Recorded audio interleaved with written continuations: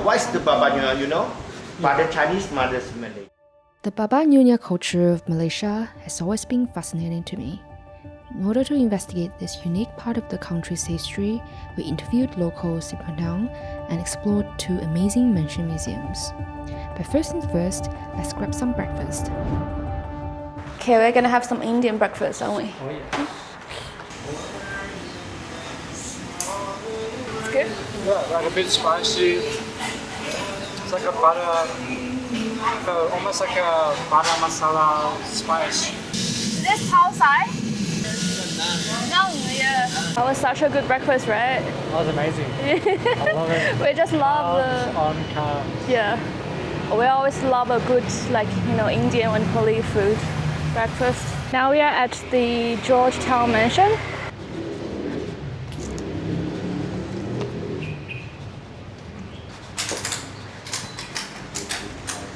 Yeah, what is the Baba Nyonya, you know? Father Chinese, mother's Malay. Oh. Guy is Baba and the lady is Nyonya. Nyonya. Yeah. So the Malay and Chinese Yeah. mix. And Chinese and Indian is called Chindian. Well, Indian and Malay is your name? Mama. I see many restaurants, mamak restaurant. Yeah, I that's see. why it's called Mama. I see. Yeah. 客家 Near the Fujian. Fujian, yeah. Many 客家 people in here, right? Yeah. And Oka. Penang a lot of Hokkien people. Yeah. Yeah. We love you the go food. to Ipoh and KL, all is Cantonese. 这些都是以前的钱是吗？ 对。 Currency. 日本进来殖民马来西亚3.8个月。 So these are for making pancakes. So this is during the World War II that Japan occupied Penang. Before the occupation by Japanese, this was called Malaya, and now it's Malaysia. 皮影戏。我们也有，中国也有，其实亚洲的文化是差不多的。挺像的。This is for the royal family's dining table. Can we come here for dinner? Yeah, no, really. No food. It's a pretty nice mansion museum, I think. Talking with the museum staff was really cool. Like, he's so funny. Yeah, he's a cool guy. Yeah, it's really cool, and he's so passionate about so Penang. passionate, very vocal.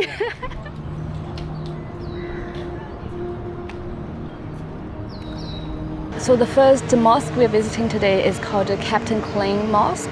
It was built, about 200 years ago in 1803, and at the time it actually had a large land of 18 acres of land, and then after another 100 years it reduced to only 8 acres. It was also rebuilt at the early 19th century, and it's quite an amazing architecture and a very beautiful cultural place and cultural religious place for the Muslim community here in Penang.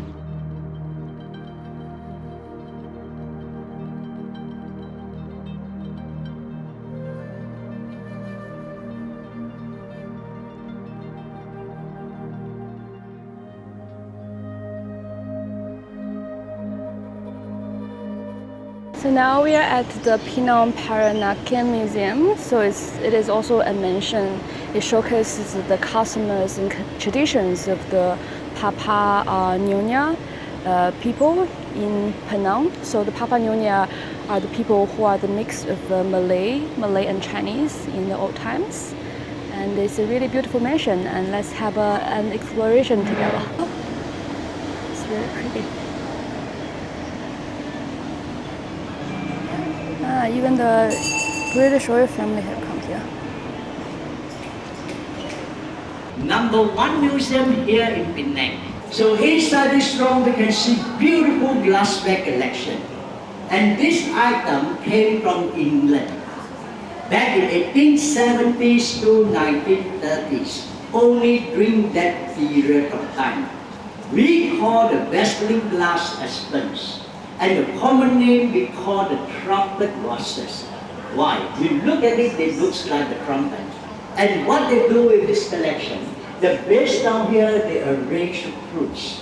And the top down there, they put beautiful fresh flowers. And this item came from China, handmade to perfection. And the most important item for the Nyonya Baba's family is this type pot. we call the relationship pot.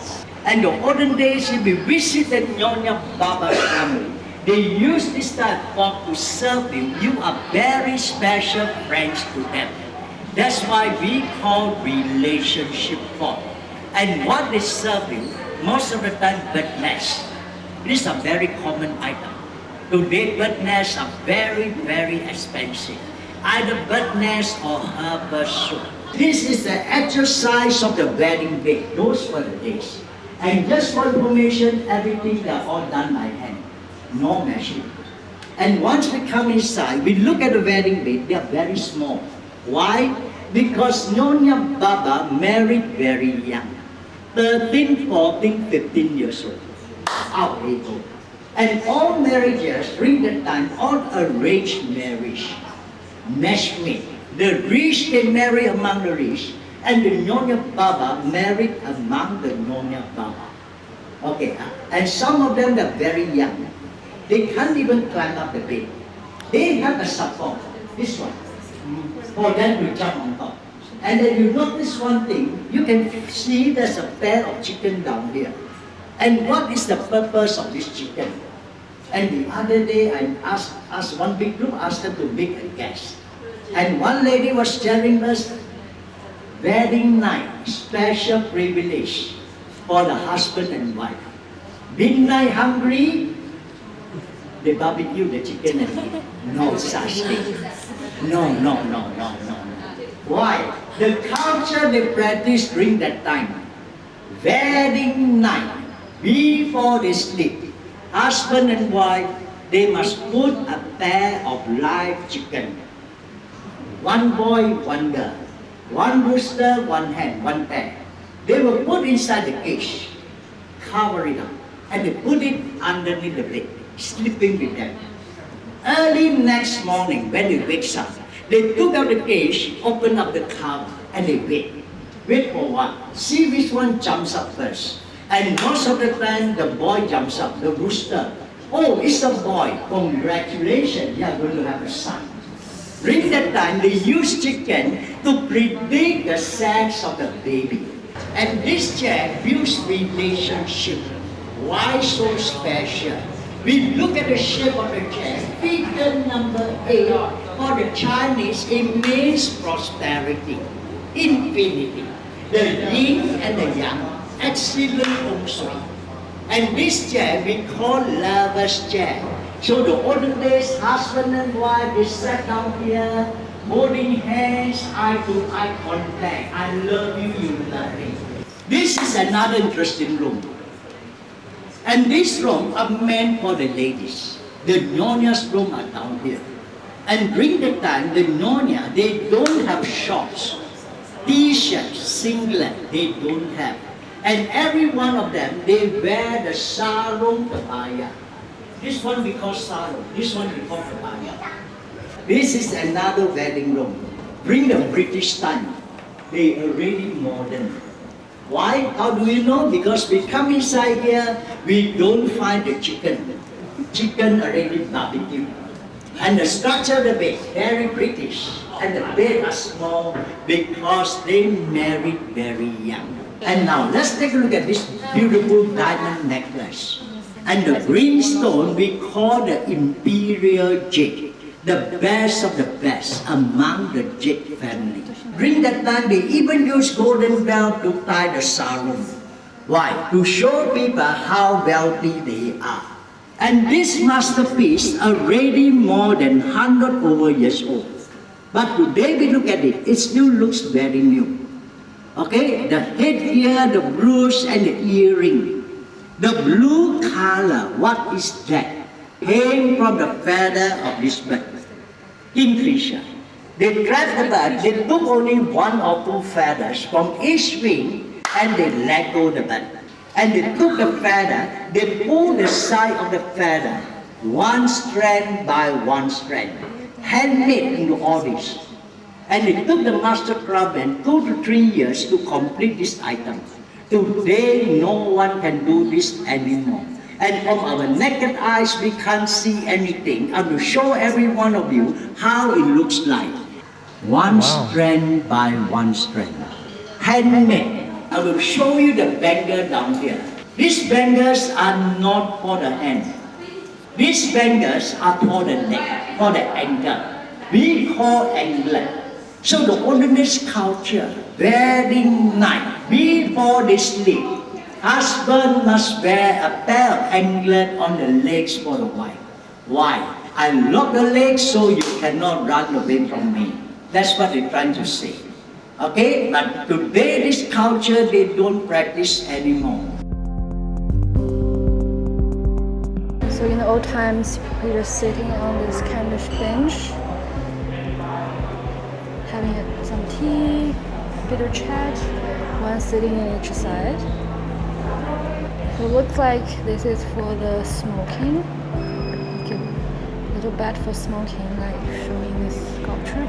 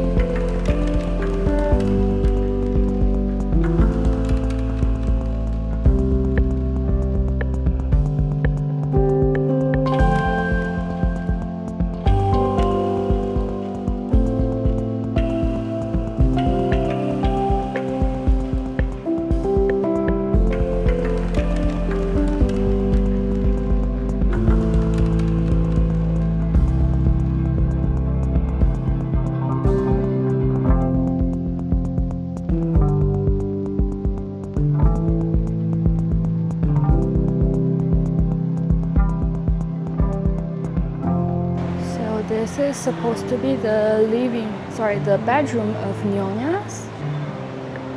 It's quite spacious. The woodwork carving is very delicate. So cool.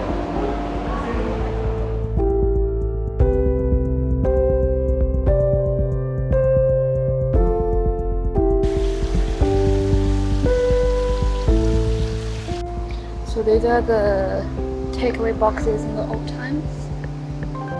Here we have the kitchen with the Nyonya and Papa family. So these are the pots they use for cooking. And it's a fire, like wood fire. And again, more pots and bowls and plates. These are cups and stuff.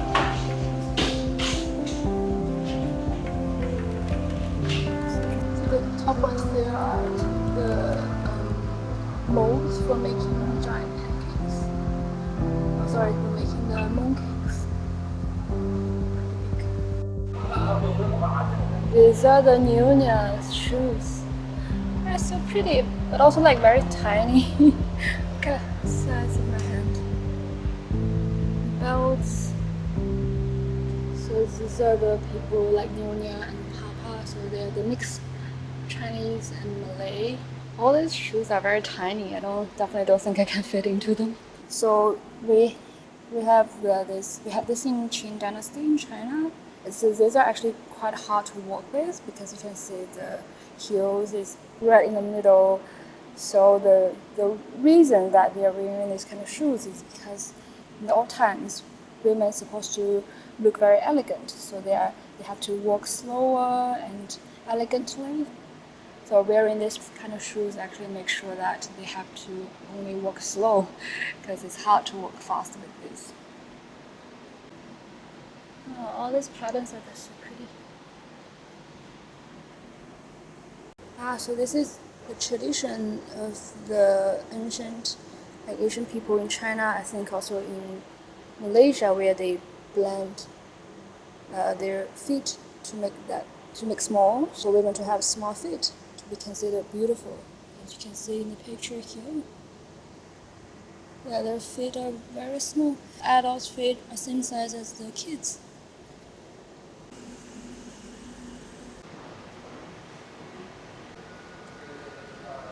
So I think this is like a cape for women. As you can see, these are all handmade.